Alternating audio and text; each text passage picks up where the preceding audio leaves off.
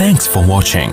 Don't forget to like, comment, share. السلام علیکم ورحمۃ اللہ وبرکاتہ۔ محترم سامعین کرام، آج کی مجلس میں قربانی کا عظیم الشان واقعہ یعنی سنت ابراہیم علیہ السلام آپ کے سامنے پیش کیا جا رہا ہے، لہذا بغور سماعت فرمائیں۔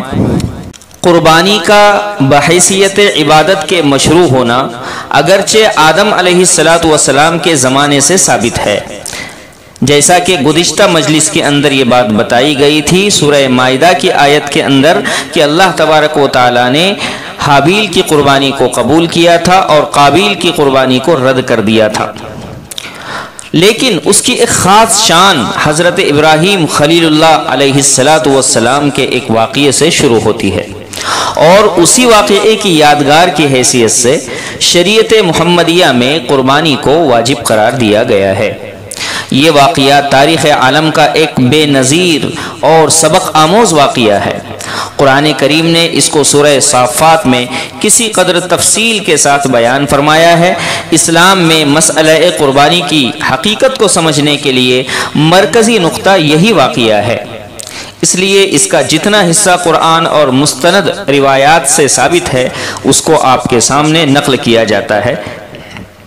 سب سے پہلے حضرت ابراہیم علیہ السلام کی دعوت حق۔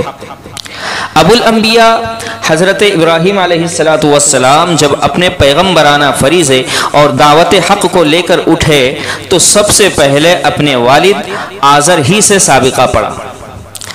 آداب پدری کو ملحوظ رکھتے ہوئے ان کو بت پرستی چھوڑنے کی دعوت دی، مگر وہ اس پر بھی خفا ہو گئے، گھر سے نکالنے اور تکلیف پہنچانے کی دھمکیاں دینے لگے۔ کہا لَأَرْجُمَنَّكَ وَاهْجُرْنِي مَلِيًّا، سورہ مریم کی آیت نمبر 46 میں یہ موجود ہے، یعنی میں تمہیں سنگسار کر دوں گا، میرے پاس سے چلے جاؤ۔ نتیجہ یہ ہوا کہ بت پرستی کی آبائی رسم کو چھوڑنے اور اس کی دعوت دینے کے سبب والد سمیت پوری قوم آپ کی مخالف ہو گئی۔ پھر ان ظالموں نے اس بزرگ ہستی کو آگ میں ڈال کر جلانے کا ایک جشن منایا۔ وہ جس وقت آگ میں ڈالے جا رہے تھے تو جبرائیل امین آئے اور کہا کہ میری امداد کی ضرورت ہو تو حاضر ہوں۔ فرمایا کہ اگر امداد آپ کی ہے تو مجھے ضرورت نہیں، جس ذات کے لیے یہ معاملہ میرے ساتھ کیا جا رہا ہے وہ خود علیم و خبیر ہے، مجھے دیکھ رہا ہے، وہ جو کچھ میرے لیے تجویز فرمائے میں اس پر راضی ہوں۔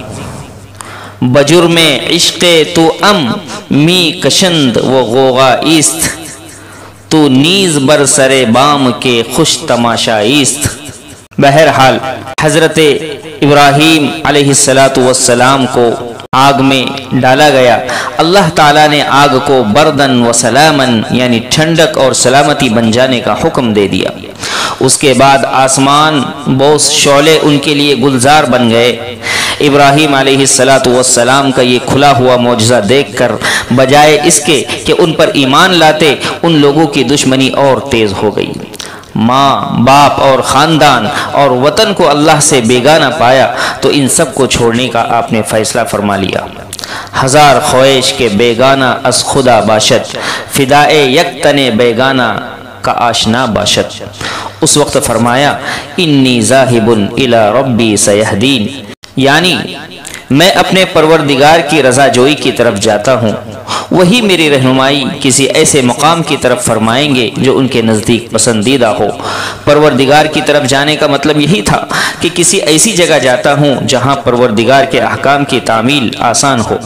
حضرت لوط علیہ السلام جو آپ پر ایمان لے آئے تھے ان کو ساتھ لے کر اپنے وطن عراق سے نکل کھڑے ہوئے اور علاقہ فلسطین کنعان میں قیام فرمایا۔ 86 سال کی عمر میں اپنے وطن اور ماں باپ، اعزاء و احباب سب کو اللہ کے لیے چھوڑ کر دار غربت میں بے یار و مددگار بسر کرنے لگے۔ اس وقت اللہ تعالیٰ سے دعا فرمائی رب ہب لی من الصالحین، اے پروردگار مجھے اولاد صالحین عطا فرما۔ اللہ تعالیٰ نے دعا قبول فرمائی اور خوشخبری ان الفاظ میں آئی فبشرناہ بغلام حلیم، ہم نے ابراہیم کو ایک حلیم لڑکا، بردبار لڑکا پیدا ہونے کی بشارت دی۔ اشارات قرآن اور روایات حدیث اس پر شاہد ہیں کہ غلام حلیم سے مراد اس جگہ حضرت اسماعیل علیہ السلام ہیں، جو حسب روایات اہل کتاب 86 سال کی عمر میں پیدا ہوئے تھے، کیونکہ وہی حضرت ابراہیم علیہ السلام کے سب سے پہلے اور اکلوتے صاحبزادے تھے، اور خود اہل کتاب کی روایات میں ذبح کیے جانے والے صاحبزادے کو وحید یعنی اکلوتا کہا گیا۔ وہ حضرت اسماعیل علیہ السلام ہی ہو سکتے ہیں۔ اہل کتاب کی روایت کے مطابق اس کے بعد 99 سال کی عمر میں دوسرے صاحبزادے حضرت اسحاق علیہ السلام پیدا ہوئے۔ حضرت اسماعیل علیہ السلام کی شان میں حق تعالیٰ نے غلام حلیم فرما کر ان کے اس خاص وصف کی طرف بھی اشارہ فرما دیا، جس کا ظہور بعد میں حکم قربانی کے وقت ہوا، کیونکہ حلیم کے معنی ہے بردبار، جو مشقت و مصیبت کے وقت گھبراتا نہیں ہے۔